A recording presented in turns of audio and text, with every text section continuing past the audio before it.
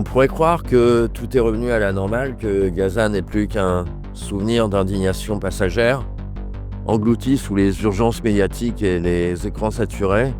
Mais pendant que les regards se détournent, la réalité, elle, continue. À Rafah, à Khan Younes, à Gaza même, les bombardements se poursuivent. La vie n'est plus simplement assiégée, elle est méthodiquement détruite. Des infrastructures civiles ciblées, des hôpitaux détruits, des populations déplacées à répétition. Et ce que l'on ressent ici, ce n'est pas seulement l'éloignement géographique, c'est surtout un silence pesant, un silence institutionnel, diplomatique, journalistique, un silence qui, en ne disant rien, légitime tout. Alors aujourd'hui, il s'agit moins de révéler que de rappeler, moins de s'indigner que de comprendre. Pourquoi ce silence ? Quel intérêt organise-t-il ? Et que dit-il de la hiérarchie des vies et des priorités dans nos sociétés ? Ce qui se déroule à Gaza n'a plus grand-chose à voir avec ce qu'on appelle couramment un conflit. Il s'agit d'une destruction systématique d'un territoire et de sa population.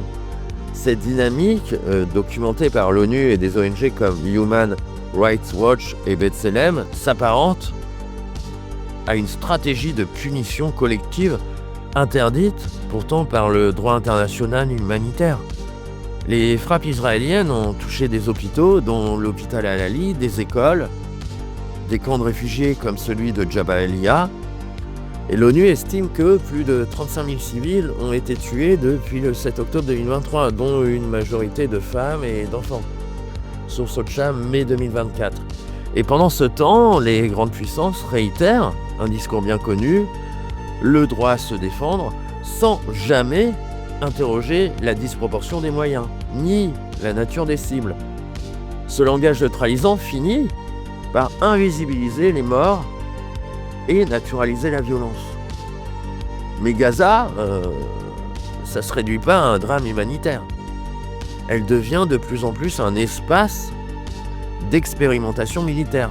D'après des enquêtes du journal Haaretz, l'armée israélienne y teste des armes dites intelligentes et des systèmes de surveillance algorithmiques souvent commercialisés ensuite dans d'autres zones de tension ou à des États européens. Le champ de bataille dépasse donc Gaza.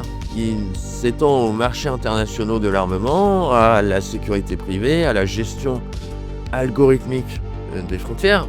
Gaza devient une vitrine technologique et les civils des cobayes involontaires. Mais pour que ce processus se poursuive sans entrave, il faut plus que des armes, il faut du silence, de la diversion, de l'oubli organisé. Et c'est là que les responsabilités occidentales entrent pleinement en jeu. Le soutien occidental au gouvernement israélien ne se limite pas à la diplomatie.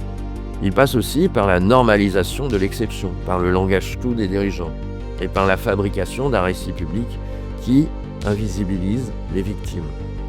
Prenons l'exemple de la France. En octobre 2023, Emmanuel Macron appelait à une réponse forte face au terrorisme, tout en réaffirmant l'attachement de la France au droit international. Dans les faits, la France a continué à valider des licences d'exportation d'armes à Israël. Source Disclose novembre 2023, malgré les alertes d'Amnesty International sur les violations potentielles du droit international.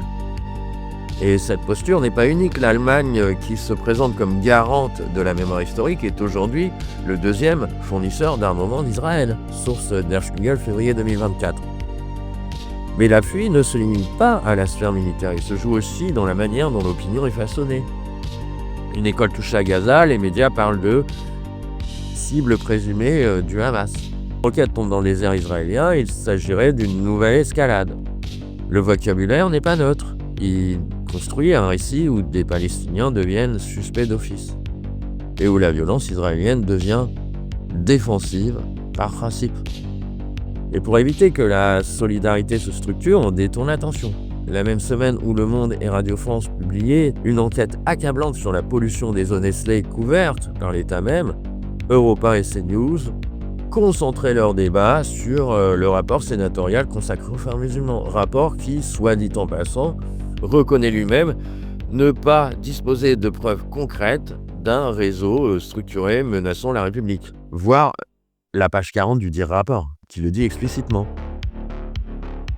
On fabrique ainsi un ennemi intérieur flou pour mieux masquer les responsabilités extérieures. Une manœuvre classique de dépolitisation des enjeux sociaux et économiques, qui permet ainsi de maintenir l'ordre établi.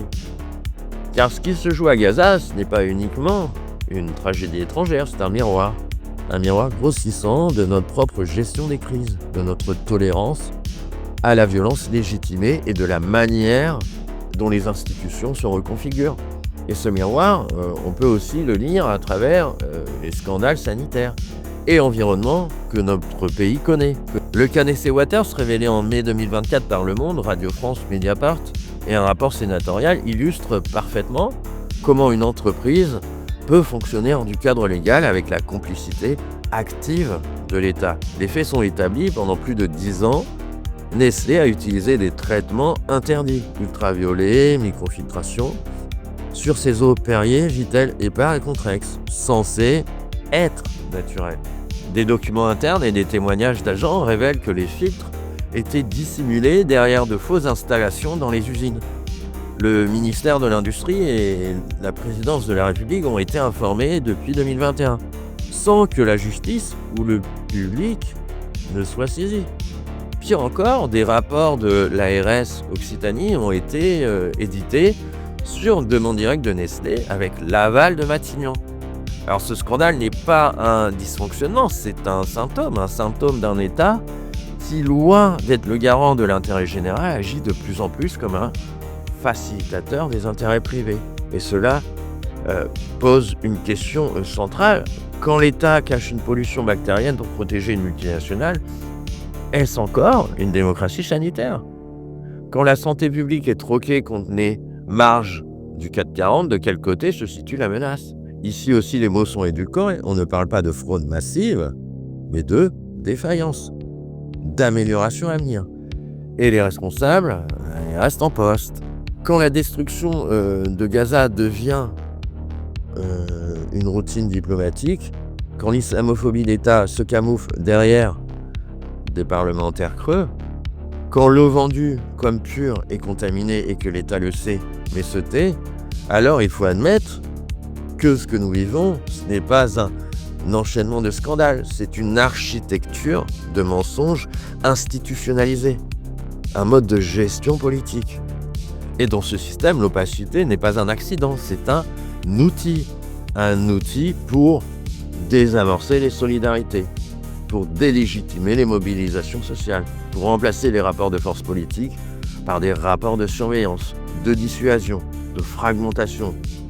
Mais rien de cela n'est inéluctable. On observe aujourd'hui une recrudescence des luttes sociales, des médias indépendants, des coalitions écologistes et antiracistes, des associations comme Palestine Vaincra, Alternatiba, Disclose, Reporters, Mediapart ou encore Le Média jouent un rôle fondamental pour informer, relier et résister. La lucidité aujourd'hui consiste à ne pas cloisonner les luttes.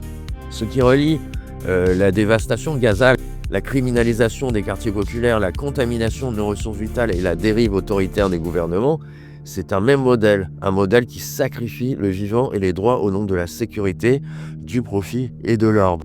Mais ce modèle n'est pas éternel, il tient par l'apathie, par la peur, par la résignation. C'est là que notre responsabilité commence. Nous avons des faits, nous avons des outils, nous avons une conscience politique qui progresse. Reste à choisir ce que nous en faisons. Alors oui, il faut dire ce qui se passe à Gaza. Non pas pour cocher une case morale, mais parce que ce qui s'y joue engage notre propre avenir. Oui, il faut parler du scandale Nestlé. Non pour une revanche morale, mais parce qu'il dit tout de notre vulnérabilité organisée. Oui, il faut décortiquer les discours sécuritaires sur les musulmans. Non pour défendre des identités, mais pour défendre les libertés fondamentales qui concernent tout le monde. Et si nous voulons que ces luttes convergent, alors il faut les penser ensemble, les nommer clairement et les relier sans relâche. Ce travail ne se fait pas à coups de slogans, mais par des actes. Informer, relayer, organiser, s'entraider. Pas pour demain, pour maintenant. Alors merci à celles et à ceux qui regardent, qui lisent, qui partagent. Ce que nous bâtissons ici, ce n'est pas une opinion, c'est contre-hégémonie en construction. N'hésitez pas à commenter, à liker, à vous abonner si ce n'est pas encore le cas. Allez voir en description, on a un petit Tipeee si vous voulez nous aider. À bientôt.